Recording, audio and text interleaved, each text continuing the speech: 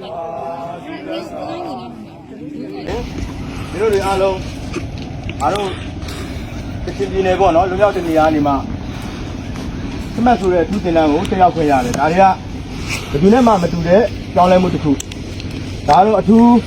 တိုက်ခိုက်ရေးမွမ်းမံတင်တန်းပေါ့နော်တိုက်ခိုက်ရေးမွမ်းမံတင်တန်းအထူးမှာတက်ရောက်ခွင့်ရခဲ့တယ်ဒီတက်ရောက်ခွင့်ရဖို့အတွက်အများကြီးကြိုးစားခဲ့ရတာရှိတယ်နောက်တစ်ချက်ကိုယ်တွေလည်းကြိုးစားခဲ့ရတယ်လို့အထက်မှာရှိတဲ့မဟာဗျူဟာလိလာရေးသူတေသနာဌာနကလည်းအများကြီးပြင်ဆင်ခဲ့ရတယ်အဲ့ဒီအတွက်မင်းတို့တင်ယူလိလာတက်ရောက်ခဲ့တဲ့ပညာတွေဟာဖြစ်နေပြင်မှာအသုံးချမယ်ဖြစ်နေပြင်မှာအသုံးချမယ်ပြန်လည်အသုံးချမယ်အဲ့တော့ဘာဖြစ်ဖြစ် KIA ငါတို့ကိုခေါ်ယူပြီးတော့သင်တန်းပို့ချခြင်းဟာမြစ်တာတရားအရသင်တန်းပို့ချခြင်းဖြစ်တယ်ငါတို့တပည့်မွေးတာမဟုတ်တယ်လို့တပည့်ခံခိုင်းတာလည်းမဟုတ်ဘူးမဟာမိတ်ဆက်ဆံရေးရအခြားတိုင်းရင်းသားတွေနဲ့တူသင်တန်းပို့ချပေးခဲ့တာဖြစ်တယ်အဲ့ဒါမင်းတို့နားလည်လားနားလည်ပါဘူးအဲ့တော့ဘာဖြစ်ဖြစ်ငါတို့မှာ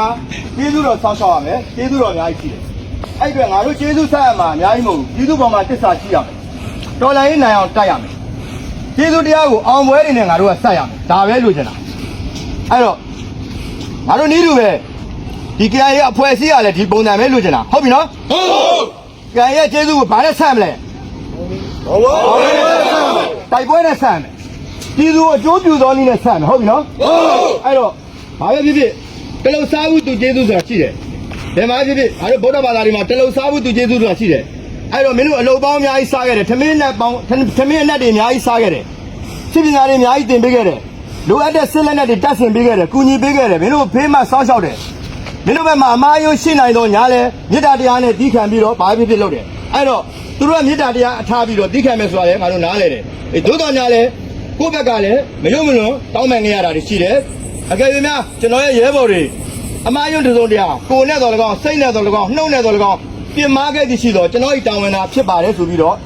ငါကိုယ်တိုင်ကလည်းခရီးပေးခဲ့တာရှိတယ်အဲ့တော့မှားသည်တော်လည်းကောင်းမှန်သည်တော်လည်းကောင်းငါတို့ကျေးဇူးဆက်ရမှာက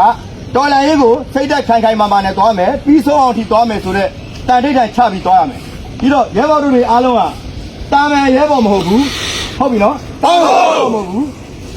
အထူးလေးကျင့်ထားတဲ့ရဲဘော်တွေဖြစ်တယ်ပညာဆုံးသင်ပေးခဲ့တာဖြစ်တဲ့အတွက်တော်လန်ရေးပေါ်မှာတစ္ဆာဖောက်လို့မရဘူးမိမိပေါ်မှာမိမိတန်ရင်ပေါ်မှာလုံးဝတစ္ဆာဖောက်လို့မရဘူးမိမိရဲဘော်ချင်းချင်းလုံးဝတစ္ဆာဖောက်လို့မရဘူးတစ္ဆာဖောက်ခဲ့လို့ချင်းမင်းတို့တွေကတာမန်တပ်သားတွေနဲ့ပို့ပြီးတော့ပြင်းထန်တော့အရေးယူမှုခံမယ်ဆိုတာနားလေလားဒါကိုတန်လေးတာချတာမင်းတို့ပြက်ပြက်သားသားတင်တန်းပေးခဲ့တာမင်းတို့ပြက်ပြက်သားသားတိုက်ရမယ်ပြက်ပြက်သားသားအနိုင်ယူရမယ်ပြက်ပြက်သားသားအောင်ပွဲယူပြီးတော့ငါတို့ KIA ကိုကျေးဇူးဆက်ရမယ်ဆိုတာနားလည်မို့လားနားလည်ဟုတ်ပြီအဲ့တော့ဘာဖြစ်ဖြစ်ဒီနေ့ကစပြီးတော့စိတ်ဓာတ်ကိုမှန်ထားမယ်ခံခိုင်ထားမယ်ဘာမှထားမယ်အဲ့တော့မိမိကိုယ်ကိုမိမိ PDF ရဲဘော်တယောက် PDF တောင်မှအထူးလေးကျင့်ထားတဲ့ကွန်မန်ဒိုတယောက်တိုက်ခိုက်ရေးသမားတယောက်လို့ခံယူထားမယ်ဟုတ်ပြီနော်ဟုတ်မင်းတို့တင်ကြားတာတွေလိုအပ်ချက်ရှိလားရှိပါဘူးပြည့်စုံတယ်မို့လားရှိပါဘူးပြည့်စုံရခဲ့တယ်မို့လားရပါတယ်ဒါဆိုလို့ရင်ဘာလို့မှလဲဆက်တိုင်မယ်ဟုတ်ပြီလားဟုတ်ဆက်တိုင်မယ်နော်ဟုတ်အောင်တန်းအောင်တန်းအားလုံးလေးစားပါတယ်ခင်ဗျ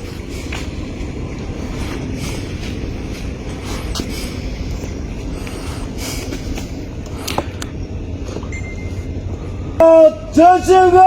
歌，马这是个我梦来个，给我的三我毛梦，谁来个？谁我的个我的，马路上是谁所爱？爱的我，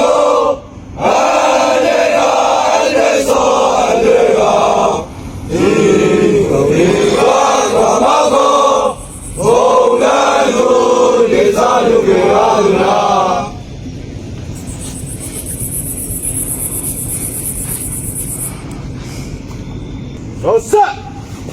有赛。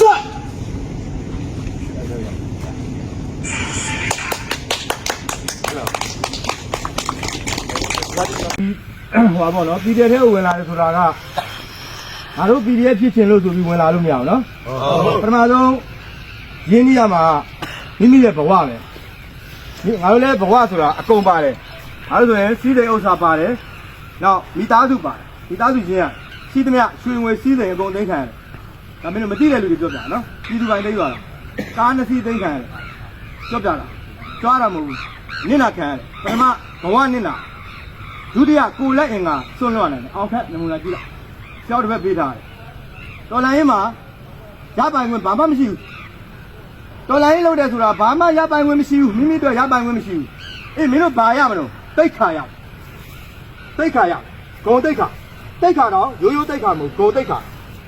ံတိတ်ခါဆိုတာဘာနဲ့မှလဲလို့မရလူတယောက်မှာဂုံတိတ်ခါအရေးကြီးဆုံးပဲငါတို့အိမ်မှာအေးဆေးနေလို့ရတဲ့အစ်စ်အေးဆေးနေလို့ရတဲ့ဘဝသို့တော်ညာလဲဒီ PDF လုပ်တယ်ပြည်သူ့ကာကွယ်ရေးတပ်မတော်တိတ်အရေးကြီးတာတာမန်စစ်တပ်လို့မဟုတ်ဘူးစစ်တပ်ကပတ်စံရတယ်ငါတို့ကအခမဲ့ငါတို့ကလုပ်တာအခမဲ့လို့တော့ဘာပတ်စံမှမရတဲ့ပြင်ငါတို့ကပေးဆက်ရတမိုင်းတစ်ခုမှာငါတို့ကပေးဆက်တဲ့လူဒန်းသားတွေပေးဆက်ရတဲ့လူဒန်းသားဘယ်လိုပဲဖြစ်ဖြစ်ပြည်သူကိုပေးဆက်ရမယ်ပြည်သူကိုပေးဆက်မှတိုင်းပြည်ကောင်းစားသွားအဲ့တော့သွားပြောသလိုဘဝနစ်နာမယ်ကိုယ်လည်းအင်္ဂါနစ်နာမယ်အခက်မတင်အသက်ပါဆုံးရှုံးမယ်အဲ့တော့ဒီသုံးခုကကြော်ဖြတ်လို့ရှိရင်ကျန်တဲ့ဘာမှကျန်တဲ့ကိစ္စတွေကပိုက်ကြတယ်ငါတို့လည်းအေးဆေးဆေးနေနိုင်တာပဲသို့တော်ညာလည်းအေးဆေးမနေခဲ့ဘူးဒီလိုပဲဒုက္ခရောက်နေတာပဲသွားတာပဲအခုဆိုရင်ငါသွားခဲ့တဲ့ခီးမှာမိုင်3500ကျော်တယ်မိုင်ပေါင်း3500ကျော်တယ်3500ကျော်တယ်လို့အကျိုးမြတ်လည်းရခဲ့အကျိုးမြတ်မဟုတ်ပေါ့နော်ဒါကတော့ကိုရီးယားငါညီတို့တွေရှိရရဲဘော်တွေအားလုံးစူးစမ်းမှုကြောင့်ဂုံပြုခံရတာတွေပါတယ်အပြန်မှာအကိုပြန်လာတဲ့အချိန်မှာထိုက်တဲ့ထောက်ပံ့မှုတွေဂုံပြုမှုတွေအများကြီးရခဲ့တယ်နောက်ထိုက်တန်တဲ့ဂုံပြုမှုတွေအများကြီးရခဲ့တယ်ရခဲ့တာဖြစ်တဲ့အတွက်မင်းတို့နောက်လူတွေလည်းယူနီဖောင်းတွေပါလာတယ်အင်ကိုတွေပါလာမယ်ကြီးကားတွေပါလာတယ်အုတ်ထုတ်တွေပါလာတယ်လက်နက်တွေပါလာတယ်ခဲယမ်းတွေပါလာတယ်ဒါတွေကမင်းတို့အလုပ်လုပ်ရအောင်ငါတို့ရှေ့ကနေစူးစမ်းတာတချို့ကပြောကြတယ်တိုင်ရင်ကင်းกว่าလေကွာခြင်းလို့กว่าတာမဟုတ်ဘူးငါတော့ရဲဘော်တွေကိုမိသားစုလိုသားသမီးလိုညီကိုလိုထားပြီးတော့စိတ်မချလက်မချနဲ့အများနဲ့နေတာငါပဲရှိတယ်တို့တော်ညာလဲအချိန်တစ်ခုမှစူးစမ်းရလို့ခဏသွားရတယ်တိုင်ရင်ကင်းกว่าတယ်တို့ပြင်မဲ့လို့အစစ်စစ်ရှိပြီးသားအခုဘယ်တော့ပဲတိုင်ရင်ကင်းกว่าငါတိုင်ရင်ထဲမှာဘက်ပြောင်းသွားတဲ့ရဲဘော်တယောက်မှမရှိဘူးဒါမင်းတို့ရဲ့ဂုံတိတ်ခါပဲအဲ့ဒါအရေးကြီးဆုံးပဲဘက်ပြောင်းသွားတယ်ဆိုတာကြီးမားသောအပြစ် PDF လုပ်ပြီးမှခွေးဘက်ကိုပြောင်းတယ်ဆိုရင်ဒါကြီးမားတဲ့အပြစ်ဆိုတာအများကြီးကွာဟိုထက်မပြောချင်ဘူးဘာလို့မပြောချင်ဟုတ်တယ်နော်ဘက်ပြောင်းသွားတယ်ဆိုရန်သူဖြစ်တာပဲရန်သူဆိုတော့ငါတို့ရဲ့ရန်သူပဲရန်သူတော့ငါတို့ဘာလို့အောင်တိုက်ရမှာပဲဟုတ်တယ်နော်အဲ့တော့ဟိုစိတ်မင်းတို့မှာစိတ်ကြံရရှိရင်လာပြောပါအချိန်ရွေးလာပြောအကိုမရှိတဲ့ချိန်မှာမညာကိုပြောလို့ရတယ်အောင်ခန့်ကိုပြောလို့ရတယ်အစစ်စစ် step by step ခွဲမှုရှိမယ်စိတ်မှုစုမှုခွဲမှုအဲ့မှာအကုန်ရှိတဲ့အထက်မှာအကုန်လုံးကိုတင်ပြလို့ရတယ်နောက်မိသားစုအစင်မပြေမှုရှိခဲ့ရင်ပြောကျွန်တော်အိမ်ကတော့အစင်မပြေဘူးဘာဖြစ်တယ်ညာဖြစ်တယ်ပေါ့နော်ငါတို့မျှဝေခံစားပြီးမယ်ဟိုဥပမာမိသားစုကျမ်းမာရေးမကောင်းလို့လိုအပ်လို့ရှိရင်တက်နိုင်သလောက်မျှဝေပြီးတော့ထောက်ပံ့ပေးမယ်ဟောတခုခုနောက်မှဟိုအိမ်ကအစင်ပြေတယ်စိတ်ကျမ်းမာရေးမကောင်းဘူးငါတို့မျှခံစားပြီးမယ်မျှပြီးခံစားပြီးလို့ရတော့အမေကတော့ငိုနေတယ်ကျွန်တော်ကြောင့်ဟုတ်ပြီငါတို့လည်းငိုတာပဲဒါကိုမျှဝေပြီးခံစားနိုင်တယ်ငါတို့ကတိုင်ရင်တက်ဖွဲ့ဆိုပေမဲ့အကိုစုစည်းထားတာကမိသားစုစိတ်ဓာတ်နဲ့သွားတာဟုတ်ပြီနော်ဟုတ်ပါဘူးအချင်းချင်းလုံးဝရန်ဖြစ်လို့မရဘူးအချင်းချင်းပြဿနာတက်လို့မရဘူးအဲ့ဒါအကြီးမားဆုံးအပြစ်ပဲစိတ်တုံးခတ်မယ်နှစ်ချောင်းခတ်မယ်တစ်ချောင်းခတ်မယ်ရှိတယ်လေးချောင်းခတ်မှရှိတယ်အဲ့တော့ရန်ဖြစ်လို့မရဘူးရဲဘော်ချင်းချင်းရန်ဖြစ်လို့မရဘူးရက်တောက်လို့မရစီကန်းကိုစီကန်းအတိုင်းလုပ်မယ်စီကန်းအတိုင်းလိုက်နာမယ်ငါစီကန်းမလိုက်နိုင်ဗညာတော်ရေးကြည့်တာတန်တဲ့လူဆိုတာမပြောနဲ့အဲ့တော့ဘာလို့လဲငါတို့ကအရေးကြီးတာလေအရေးကြီးတဲ့အချိန်မှာဟိုအခုမင်းတို့ပွင့်ပွင့်လေးနဲ့ငါပြောကြမယ်ပြည်သူကထောက်ပံ့မှုကြာဆင်းတယ်လို့တချို့ကပြောကြတယ်ထောက်ပံ့မှုကြာဆင်းတာမဟုတ်တချို့သောတပုတ်ကောင်တွေကြောင့်ပြည်သူကယုံကြည်မှုကြာဆင်းလာတာပြည်သူတွေယုံကြည်မှုကြာဆင်းလာအဲ့တော့အဲ့ယုံကြည်မှုကိုငါတို့ကဘယ်သူပဲကြာဆင်းငါတို့ကကြာဆင်းမခံနိုင်ကြာဆင်းလို့မရပြည်သူကငါတို့ဘယ်တော့မဲ့နေနေငါတို့ပြုံးကြပြည်သူကိုချစ်ခင်ရမယ်ပြည်သူချစ်အောင်နေရမယ်ငါတို့ကပြည်သူမချစ်လို့မရပြည်သူမောင်းရင်ရှုံးပါပဲဒီပွဲကပြည်သူချစ်မှနိုင်အဲ့တော့တချို့ကဘာပြောဆိုထောက်ပံ့မှုတွေကြာဆင်းလာထောက်ပံ့မှုကြာဆင်းလာမဟုတ်ဘူးပြည်သူကယုံကြည်မှုကြာဆင်းလာဟိုပတ်စံတောင်းဒီပတ်စံတောင်းလှုပ်ချင်တာလှုပ်တနက်ကင်ထားတာဘိုးမဟုတ်ဘူးကွာတနက်ကင်ထားတိုင်းဘိုးမဖြစ်ဘူးငါတို့တနက်ကင်တာဘိုးလှုပ်ချင်လို့ကင်တာမဟုတ်ဘူးဓမြဖြစ်ချင်လို့ကင်တာမဟုတ်ငါတို့ကပြည်သူကိုကာကွယ်ဖို့တနက်ကင်အဲ့တော့မင်းတို့စစ်တပ်တဲ့ဒီငါတို့တပ်တဲ့ဝင်ငယ်တွေကတနက်တစ္ဆာဆိုရတာရှိတယ်ဟုတ်တယ်နော်ဒီကင်ဆောင်တော့တနက်ဒီမောက်မာဝင်ကြွားစော်ကားရမဟုတ်တနက်ပြောင်းဒီပြည်သူပဲလက်ရမဟုတ်မိမိရဲဘော်ပဲလက်ရမဟုတ်ဒါတွေမင်းတို့တင်တန်းဆရာတွေကလည်းပြောပြီးသားဖြစ်တယ်အဲ့တော့အရေးကြီးဆုံးအချက်တွေကပြည်သူပဲ ငါရဲ့အထက်ကဥဒိယလည်းပြည်သူပဲပြည်သူသားလည်းအထက်ကပဲပြည်သူသားအမိပြည်သူသားအဖပြည်သူသားလည်းမျက်နှာမူရမယ်ဘယ်လိုပြည်သူပဲဖြစ်သွားပြောသလိုပဲကိုယ်ရံမှုကိုအနိကရောက်လာရင်တော့အပြုံးလေးနဲ့ငါတို့ကနှုတ်ဆက်ရမယ်ကြိုးသွားမယ်အရေးကြီးဆုံးပြည်သူပဲဟုတ်ပြီနော်ဟုတ်မင်းတို့ဂိတ်တွေမှာကြားတယ်ရှောင်းတကယ်စစ်ဆေးတဲ့အခါမျိုးတွေပါလေရှိခဲ့ရင်လေပြည်သူကိုရိုးရိုးကြိုးကြိုးဆက်ဆက်ပါပြည်သူမုန်းတာကိုလုံးဝမလို့ခြင်းဘူးပြည်သူတိုင်တာလည်းဘယ်သူမှမလို့ခြင်းဘူးငါ open ငါ Facebook စာမျက်နှာမှာဖွင့်ပြီးသားကျွန်တော်ရဲ့ညီတွေမလိမ္မာလို့ရှိရင်ကျွန်တော်ကိုတိုက်ရိုက်တိုင်ကြားနိုင်ပါသည်ဆွေးနွေးနိုင်ပါသည်ဆိုပြီးပြောပြီးသားတိုင်ရင်းနဲ့ပတ်သက်လို့လိုအပ်ချက်ကိုလည်း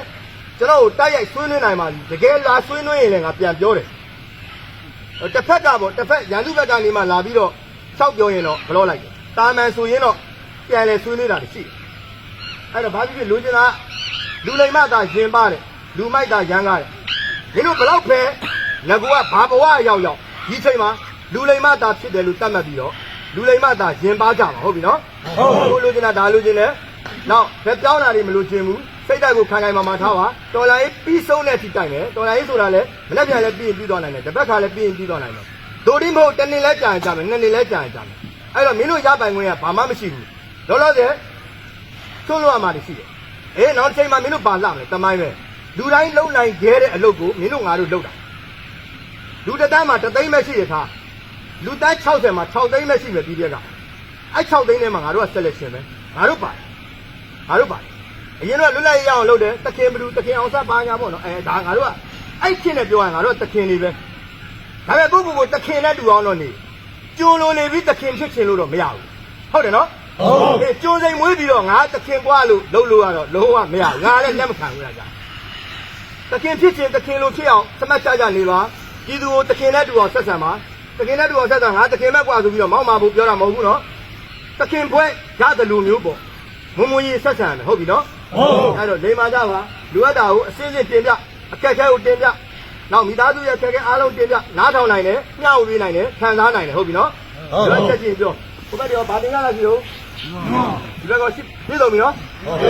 လာနာဟုတ်ပြီနော်